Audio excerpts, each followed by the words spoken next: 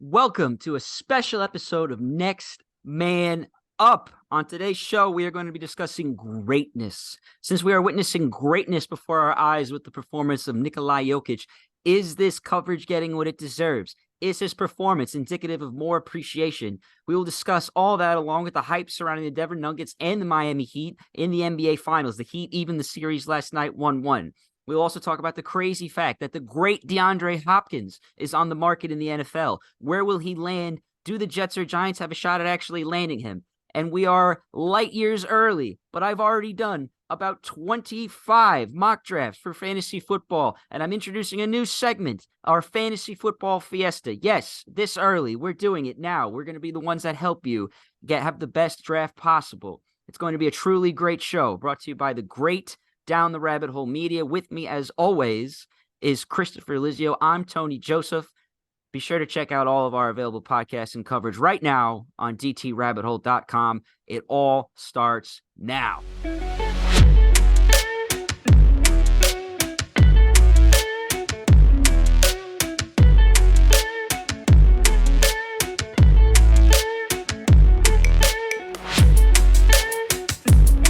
Christopher, how are you, my friend? I'm good. Recovering after a That doesn't lovely sound weekend. good Didn't at have much all. to do. Went out to some wineries yesterday. Good. That was like the. No, like I said I'm what you said and recovering. what you I'm meant were very recovering. different. Oh yeah, well, I mean, we're old. Yeah, You have to. went out to some wineries yesterday Yep. for our good friend Zach's fiance's Excellent. birthday. Yeah. Had a good time out there. So I might be feeling a little bit of the remnants from that, but Wine overall is a feeling good. little It's a Monday, dangerous. Wine with the dehydration can be seriously different than like having a few beers or something I'm like not, that. and I'm not a huge wine guy, and Yeah. it's so expensive out there too. Like I could Yes. buy a bottle at the store that makes me happy for like $15. One glass out there is $15. It's overpriced. It's all for tourists. I was getting sick of it. Yeah, I know. And Although I will the say flights are like one of what, the like this much in each glass, yeah, right? exactly. I went to one place that also did distilling, and I had one of the best old fashions I've ever had in my life. It Oh, was I love a good old absolutely fashioned. fantastic. The cherries that they used, I don't know what they did to them, but they was like candy. It was amazing. You mean they weren't just like maraschino cherries? They No, were like they something had them special? sitting in something like they Ooh. said they were sitting in garrape, and then they Mm. like put them on the it was just they were like candy. It was delicious. Well, that sounds fantastic. Now, Dare I say it was great. Great. Greatness is the theme. Now, I want to be extremely clear. When I was pondering the subject of this show, greatness, mostly this occurred when I was watching Game 1 of the NBA Finals, and Jokic was just cruising like he always does. The shooting, the passing, the rebounding, the defense, literally doing it all. And it occurred to me, like, this is really, really special, what we are seeing. And I'm not sure it's getting the same level of attention that, say, I don't know, if anybody else in the NBA did this, anybody with a serious Nike deal, whether it be LeBron James, whether it be Kevin Durant, can you imagine the coverage? Do you think it would be the same? And no, and that's the thing. So even think about it. When the Nuggets swept the Lakers, the story wasn't even about the Nuggets. It was, is LeBron James going to retire? Right. So, Jokic, he won back-to-back MVPs, and he was drafted during, a Quesarito commercial. But love that. He has been cakewalking his way to triple doubles basically every single game. It's effortless when he does that. And his play is on a completely different plane than anyone. And they say, yes, he did it, but then they move on to the next topic. They don't talk too much about what he's doing and how special what he's doing is. And all of these analysts, whether you turn on ESPN, Fox, whatever, everybody wants to break down Jokic. It's almost insulting the way they describe him. I got to say, they say he's deceptively athletic, unorthodox. And listen, a lot of that's true. He's a 7-footer he literally took 8 straight dribbles with his left hand and then just flipped it into his right hand for a bucket last night. He's a 7-footer that could, he essentially has a skill set of a 1 sometimes and can run the floor. It's crazy. Right. When Porzingis was able to do stuff like that, they called him a unicorn. And I get it. You don't see these things very often where people of this size are able to play at that level, and that is interesting. But when you see that Jokic is averaging a triple-double in the postseason. Last night, he had 4 rebounds. The Miami Heat basically said, you're not getting a triple-double tonight. You can have 41. We don't care. But you're not passing it to the wings, which was an interesting strategy, and we'll get to that in a little bit. But basically, Jokic has been averaging a triple-double in the postseason, and we have not seen numbers like this since Wilt Chamberlain or Magic Johnson. And that is a serious level of greatness. I mean, listen to this right here. I sent this stat to you earlier today. Jokic is the 6th player in NBA history to record 500-plus points and 150-plus assists in a single postseason. Yes, does LeBron get a lot of attention? Well, LeBron has done that 6 times to give you an understanding of how truly great he is. Russell Westbrook's done it once. Isaiah Thomas did it once. Larry Bird once. Jerry West runs once. So that is insanely good company. And also, I will say this about Jokic. You go and you stick a mic in his face, you're not getting anything. I mean, the guy is as humble and quiet and he truly feels like he's just visiting. Like, obviously he's from Serbia and he's, honored to play in the NBA, but I get the sense that you're never going to get this guy to say anything possibly controversial or possibly even, beneficial for the media. And sometimes guys like that get crap from the media as a result. He should be being worshipped everywhere he goes. And you know what? And if I'm the Nuggets, that's exactly the player that I want him to be. You don't want him stirring up controversy. You want him putting up numbers, doing his job, and basically having fun doing it. Like he's not letting the moment get to him. Like he's just, I'm going to go out there. I'm going to play my game. That's what I'm going to do. And that's what a lot of players could take a note on how he handles himself and take a page out of his book, and you would see, I think, a shift in the quality play outweighing the antics off the field and off the court. Yeah, and listen, I struggle with that sort of conversation to an extent because at the end of the day, these are people. Right? How Jokic speaks into the microphone is probably not how Jokic is at home, or how Jalen Brunson is another terrific example of a leader, very disciplined, says all the right things. But you've even seen glimpses on social media with him and Hart that he's like anybody else. He likes to goof off. So I agree. You never want to put your franchise in a bad place. You never want to represent them poorly. You want to go about your business in a positive way. But I think we as fans need to recognize that this PR persona is just that. It's a persona. It's not really who they are. It's not really how any person would act. And it's like, at the end of the day, these are athletes, not politicians. They're going to make mistakes. And, we know politicians make mistakes also. So everybody makes mistakes. And when you're in the landscape like that, I try and be a little more understanding of the fact that these are people. But Jokic, you can't find a single blemish on his reputation, on his performance. But last night, the Miami Heat did something very interesting. They committed to defending the wings. Yes.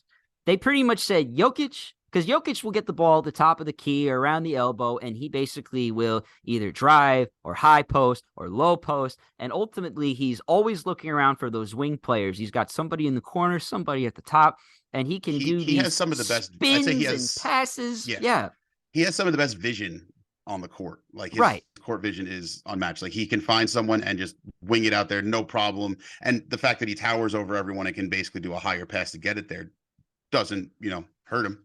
And the fact that you can make a 1-footed fade away from the ball behind your back of your head, at the top of the key. I mean, the shot that undid the Lakers. I mean, that's a once in a lifetime shot for anybody else. I can do that every time I go out on the court. What are you talking about?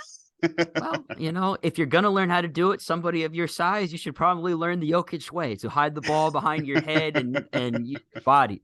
So I love Jokic. I'm a huge fan, but Miami just doesn't go away. I actually went into the show assuming Denver would be up 2-0. I was a little surprised. I mean, I want to say I'm surprised, but I shouldn't be. Miami has done this every single round in the postseason. Higher seed doesn't matter. But I was starting to drink the Kool-Aid. I was like, Denver's undefeated at home. Jokic is unstoppable, triple-double. But they are doing something in Miami, and I think ultimately it comes down to the fact that they are making incredible on-the-fly coaching updates to pretty much say, you know what, Jokic, we'll let you have 40.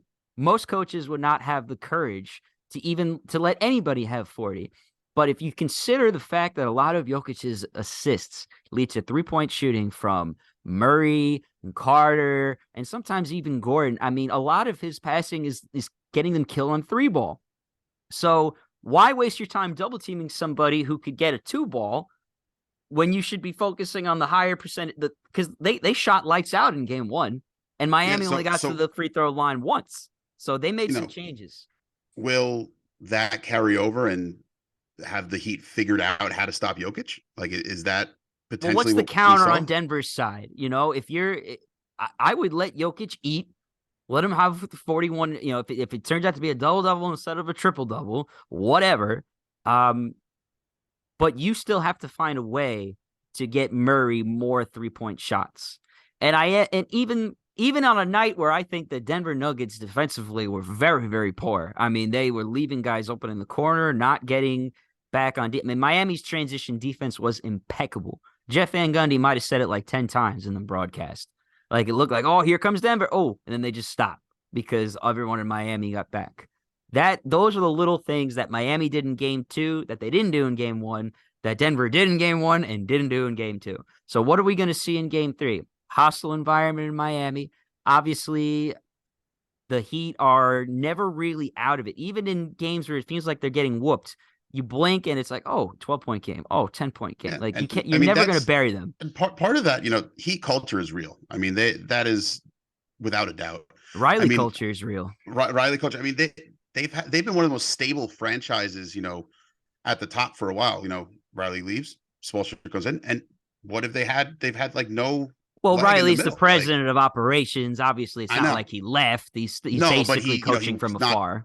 He's not sitting on correct on the sideline. And Spoelstra deserves a ton of credit. I hate his antics on the floor, but how he handles himself in the media is especially good.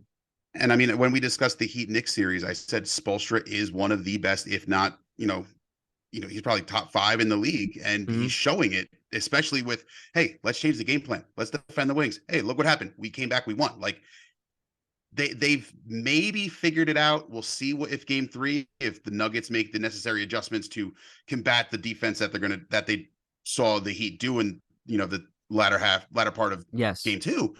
But I mean, it's definitely a good series. I had a feeling it was going to be a good series going into it because of how scrappy Miami's been. They have more heart than I'd say any other team that was in these playoffs, because they wouldn't be here without that scrappiness, without, the Heat culture. And the Nuggets have been the best team. So it's definitely, as I said, it's unstoppable force meeting a movable object right now, and it's on full display. Sounds like you think it'll be a long series. I think I'm not sure. 6. I don't think it goes 6. 7. I think it goes 6, though. I think Denver can win in 5. I still think they can control the series. Listen, I just admitted I was proven wrong. So obviously take what I'm saying with a grain of salt. But I think that Denver is, you could argue Miami is better coached, but Denver is far superior in terms of talent and the season they've had. They have to take care of it. Like, it would be a colossal upset. Miami beating Boston, yeah, that's an upset. Miami beating the Knicks, yeah, that's an upset. Miami beating Milwaukee, yeah, that's an upset. This would be a colossal upset if Miami pulls this off. And I don't think they will. And if Spoelstra does it without LeBron, without D-Wade, without all those big names that he won his rings with, he's cementing his legacy by doing that.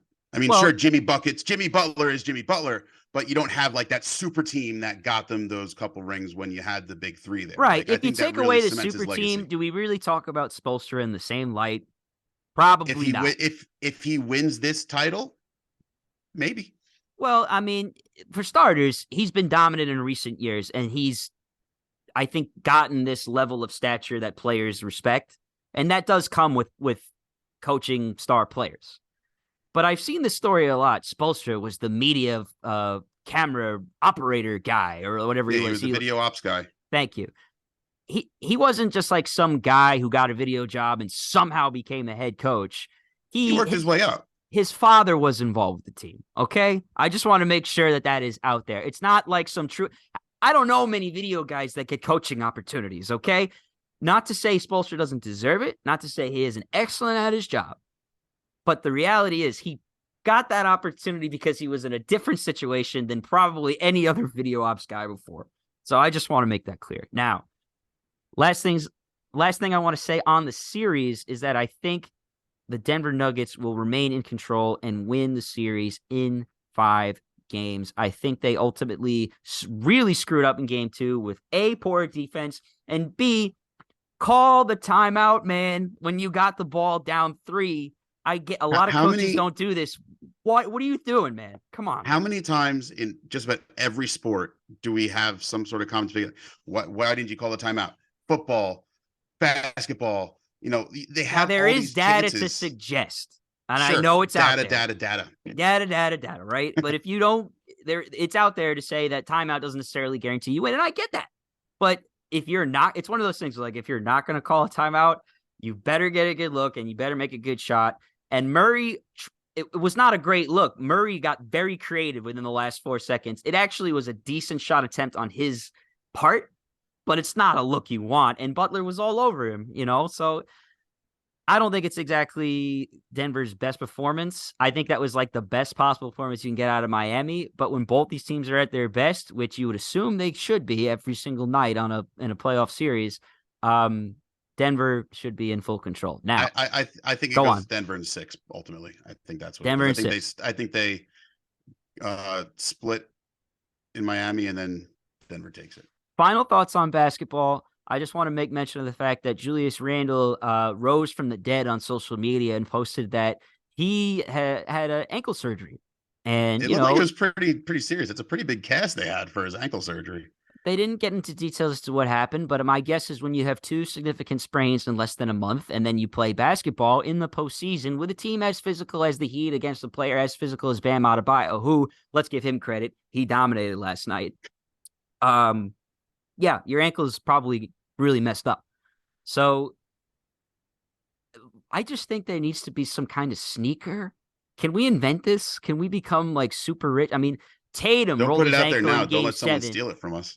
Well, it's just one of those things. Like, how do we stop this? Tatum, Brunson, Butler, Randall, the amount of stars we saw in the postseason go, oh, and they just go down, and nobody wants to see it. And as somebody that has suffered that, I know how debilitating that is. Like that can ruin how you play the game of basketball. You can't jump, you can't run, you can play through it with adrenaline. But it swells up like a mother, and then you got to put it in the ice tank, and you got to keep it elevated, and then you're not moving, you're not stretching, you're not working out. It screws everything up. So the only athlete I've ever seen, overcome it is Patrick Mahomes, but even he wasn't 100% in the Butler NFL. Seems to be the least fazed by it. Obviously this was a while ago, so he might be okay now. But when he rolled his ankle against the Knicks, and it looked bad. And it looked pretty serious. I thought, they just lost the series because he's out the rest of it. And then he came back and played the next game like nothing ever happened. They asked him in the postgame how did it feel. He said, like a rolled ankle. I remember that response being pretty funny. So with Julius and the surgery and the Knicks fans, ultimately, I want to get Nikki's take on this. Whenever Nikki's back on the show, we're going to talk about this because obviously Boston to be up 3-0, to be down 3-0 and then make it 3-3. And then have Jaylen Brown have, a bad Game 7 performance. We saw this with RJ. We saw this with Randall in, elimination games, not getting it done, and the fan base just crucifying them. So Boston's kind of like New York. New York's kind of like Philly. Let's face it. We're all sort of the same. We're in the Northeast. We have cold winters. We're grumpy, and we make demands. And New York, our taxes are especially high, so perhaps we're more demanding. But if I'm looking at this objectively, and also, the Knicks are parting ways with their GM, which is a little strange. Let's not forget that. A little strange. Obviously, they have a whole team of individuals. Leon Rose is ultimately in charge. But for Mills to walk away at this time, kind of surprised me. There might be something behind closed doors we don't know about. How about, I'm just going to say this once. No one wants to work for Mr. James Dolan. No, well, that's another thing. But I'll say this once before we move on to football. I don't know if the Knicks should even say the word trade. Like, yes, you take the calls. If somebody offers you, the kitchen sink for Randall or something, yeah, okay, you hear it out. But if you're just going to be a Knicks fan and go, the Knicks going to trade Randall, Like you just sound like a stupid idiot. You sound like the idiots in Boston that want to get rid of Jaylen Brown. You sound like the idiots in Philadelphia that want to get rid of Joel Embiid. Like just after he just won the MVP. Like the reality is if Julius Randle did like 1 or 2 more seasons of exactly what he's done the last 4 years, he's going down as one of the best Knicks ever. You can make an argument now that he's one of the best Knicks ever, which is an argument people don't want to make because the Knicks history is not exactly ripe with stardom.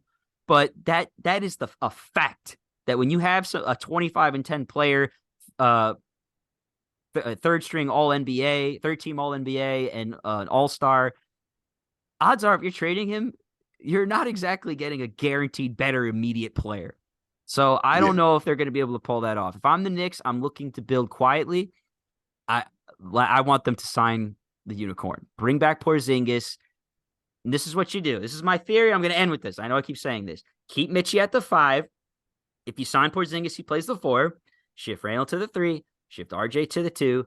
Put Grimes on the bench and have Brunson at the 1. And then all of a sudden, you have one of the best offensive rebounders dominating the paint at the 5, and you have a true unicorn who can shoot over 40% from, field goal range, and I think maybe over 35% from 3. It's just all around good shooting. And that's the Knicks' biggest problem is they haven't had consistent good shooting. If you bring someone like Porzingis, I think it works. Especially in that Heat series, the 3-ball was and Cleveland. You just didn't notice. You just didn't notice because they won. But in Cleveland, it was just as bad. Yeah, I mean, in Miami, it was definitely a glaring problem because I remember there was like 2 for like 16 at one point. I was like, it's just bad. But don't look at the numbers. Yeah, enough. Crying about the Knicks and everything that it's not crying. It's just me telling you this is what they should do in the future. The idea is don't be a crier. Don't just demand things without a real plan. That's my plan. That's my theory. If you got a better one, let me know. Okay. At Tony Joseph 814 on Twitter. You got a better plan for the Knicks. Tell me about it because I don't think there is one. Let the guys in positions of power do what they have to do and what they're paid to do. And stop killing Julius. He was hurt. We could sit on our couches and say a million things, but they don't matter. They don't matter. Now, speaking of sitting on couches, the great DeAndre Hopkins was released by the Arizona Cardinals. Oh, is this last week? Very recently. Yeah, now, pretty recently. And strange time to be released. After the draft, strange time to be released. All the free agents have been signed. Yeah. The timing is interesting. It's I'd say 100% to do with salary cap, not because of the player that he is, because obviously he is arguably the best player that they've had on their team in recent memory. Since the one season that David Johnson had. And he wanted to be traded. They couldn't find a trade partner. Best wide receiver since Larry Fitz, we'll say that. Well, Larry Fitz, yeah. Mm-hmm. Larry Fitz in his prime. But, he wanted to trade. They couldn't find a trade partner. I'm sure that his salary cap hit was probably a big sticking point that neither side wanted to, take on. So they did, hey, you know what? Thanks for your time.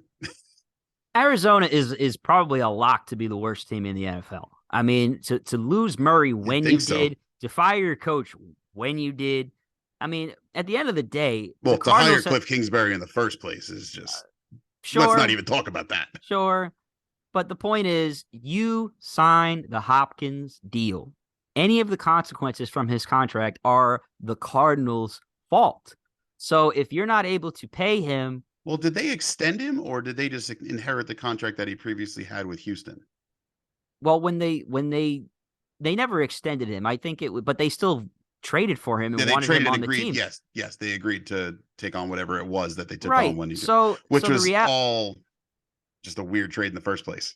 But the reality is it's your team and you got to take responsibility and ownership. And I think if you actually wanted to get some value for Hopkins, you should have moved him before the entire offseason happened. Maybe they were trying. I doubt anybody wanted to take on the money because we haven't really gotten a true glimpse of Hopkins because he's been on such a crap team last year.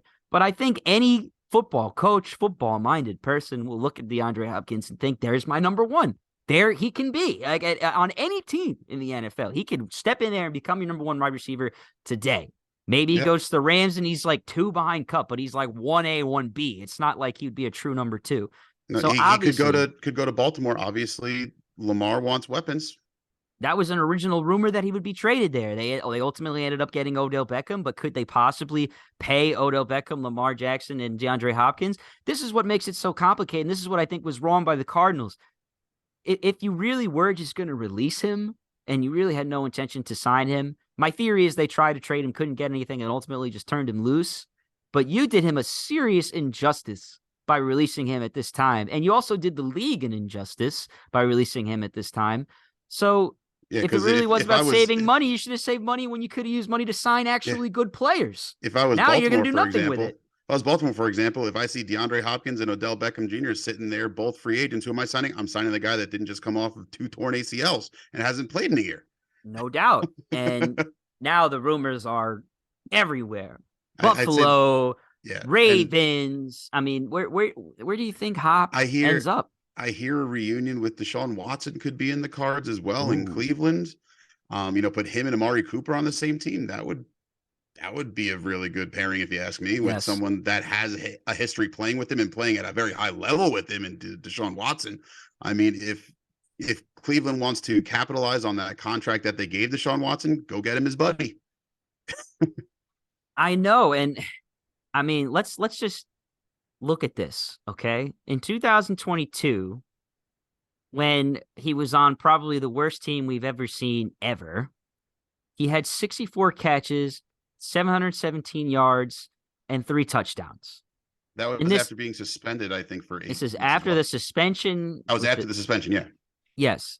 So this is after the suspension, and I'm just trying to confirm how many games it was. I want to say it was 8 or 9. Yeah, pulling it up now to double confirm, but I think he had 9 games last year, 10 games the year before that. Obviously, between the suspension and injuries, you wonder if he's a little bit on the decline. But the reality is he's too good, and you could probably get him at a bargain at this point.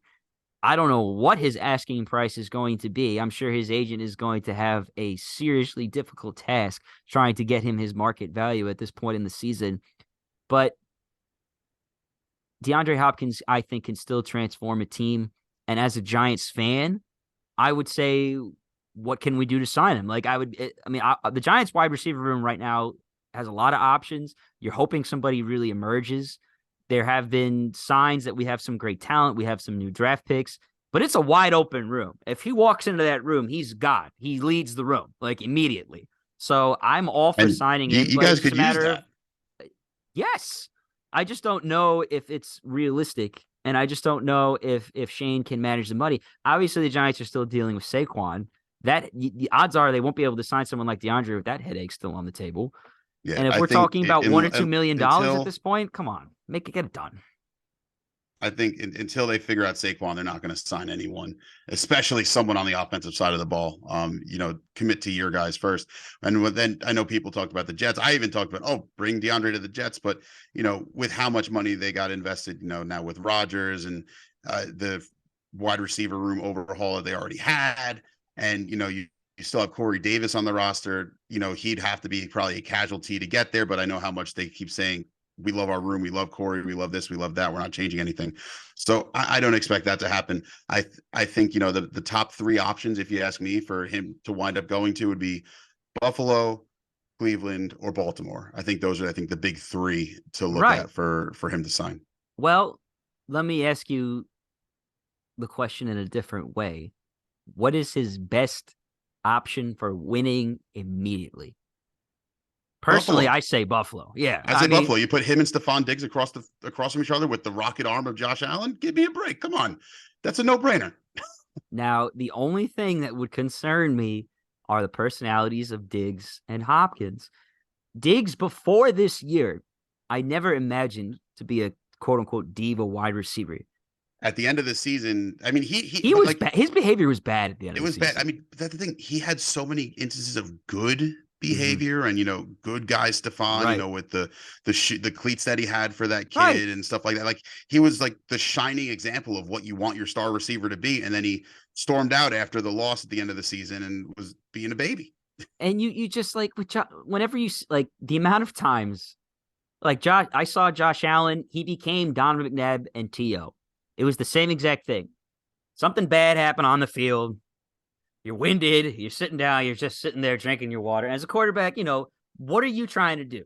You're trying to either be like Ted Lasso said and be like goldfish and get it out of your memory, which is like, if you haven't seen Ted Lasso, the line is this: be a goldfish. Goldfish as like the memory of like 3 seconds. Anytime you make a mistake, be a goldfish. Forget it. Move on. And that's sort of the attitude that I think a quarterback needs to have. Maybe you look at the film and you say, let's not do that again. But odds are you don't want to harp on it. And whenever you see a quarterback on the bench drinking water and a wide receiver just in his face,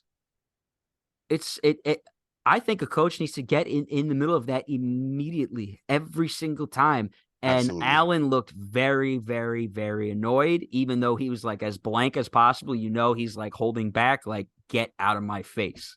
And for a guy like Diggs, who I know he has a good relationship with Allen, I don't think there's necessarily bad blood. But like any brother you've ever had, it could still really piss you off in a big moment. It's obviously a heat of the moment sort of thing. Obviously something doesn't go your way, you get upset about it, and that's what happens. You saw it with guys like Tom Brady yelling at people. You saw it with like Peyton Manning yelling at, Jeff Saturday. Like, you see it on any player, any position. Like if something doesn't go your way and you're not happy with how something goes in the heat of battle, that's what happens. I mean, it is what it is. But, when it comes to that, not even just that, but the way that the reports of Stephon Diggs after the game clearing out his locker and storming out of the locker room, and they had a team meeting. He's like, "F this, I'm out." Like that's the stuff that really you don't want to worry about. Now, I guess we both agree if the Jets or Giants can find a way to sign Hopkins, make it happen. But we both understand it's a pipe dream and very, very unlikely given the timing of this bizarre release. I'm surprised that we haven't heard too many headlines about where he's signing yet, but something tells me he's going to sign like right at July, like right at training camp time. So we will see. Now, for the final segment of our show, I'm going to need you to give me a very long drum roll. Can you do that, please? I don't hear anything. I need to hear the drum roll. Thank you. Keep going.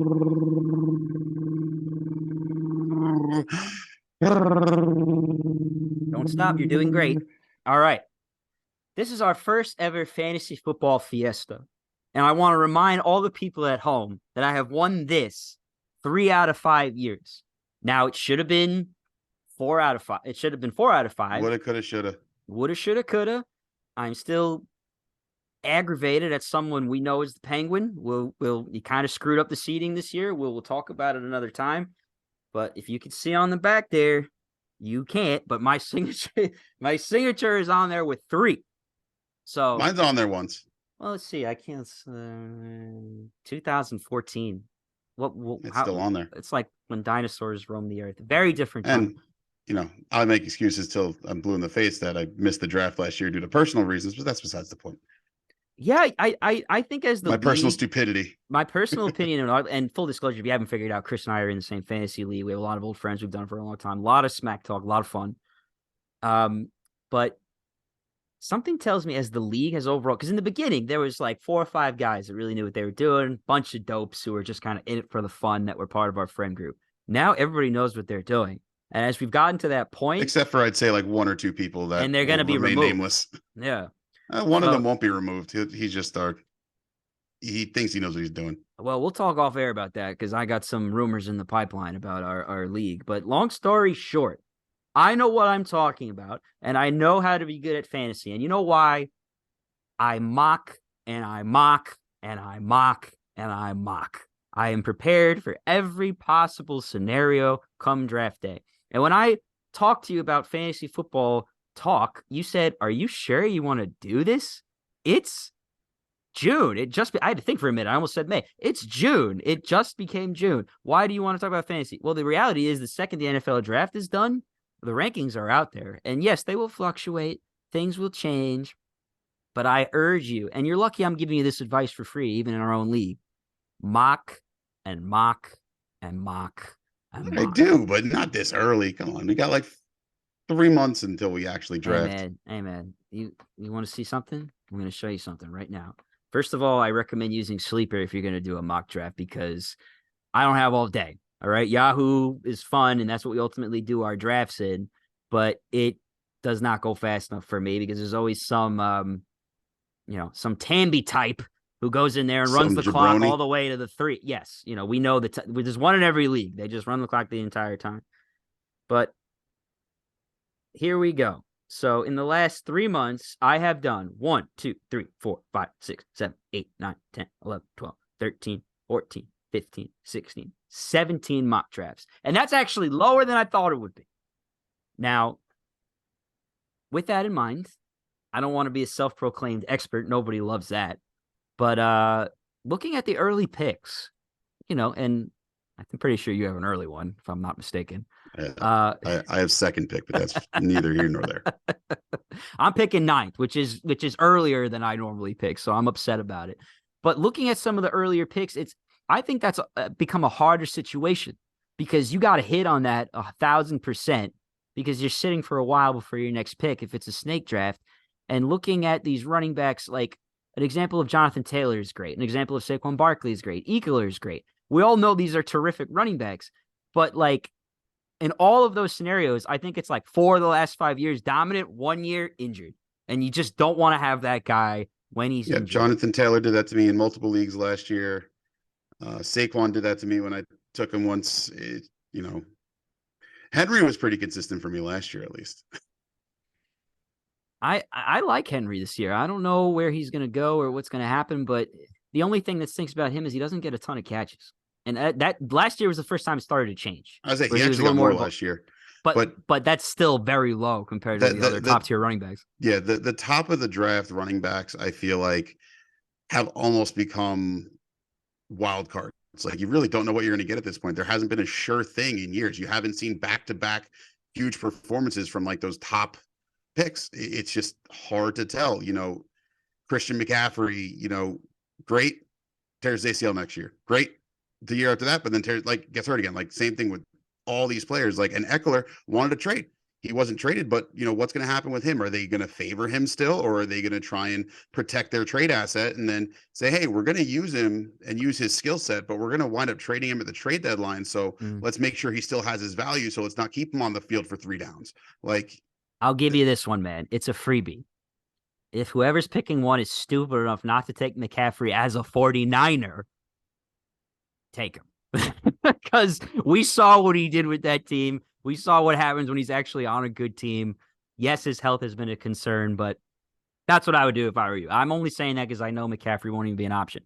Last thing I want to say, for me at least, last thing I want to say about fantasy is I want to give you my wide receiver take. There seems to be a lot of debate as to who the number 1 wide receiver in fantasy will be in terms of points. And I just want to remind everybody that as long as he is healthy, the best wide receiver in fantasy is Cooper Kupp, period. Because obviously Stafford's still there. Obviously the Rams have had a lot of changes and issues. But if you look at his numbers, when he's healthy, when he's on the field, he produces an insane amount of catches. Like not just like a little, an insane amount of targets. So that one's a freebie. Him and Justin Jefferson are those 2 that you could see going in the first round. I would significantly go Kupp over Jefferson right now. I'll just tell you. But I'm saying if you're picking a receiver first round, those are the 2 you look at. Yeah, I don't know. Jefferson, I'm a little iffy about him. Offensive being player of the year. Yes, yeah, no doubt. Last year, as good as they come, but like you got to look at it as can he run that back? And I just don't know. That's all. That's what I'm saying. Now, thank you for your greatness and for truly appreciating this great show. Next Man Up is brought to you by Down the Rabbit Hole Media, and we got a ton of shows and content on there right now. To be honest, we need a little more buzz on the site. We're going to get in that direction. If you've been sticking with us, we really, really, really appreciate it. This has been Next Man Up, and thank you so much for tuning in. And as always, after every show and every day and every minute of every second, be well.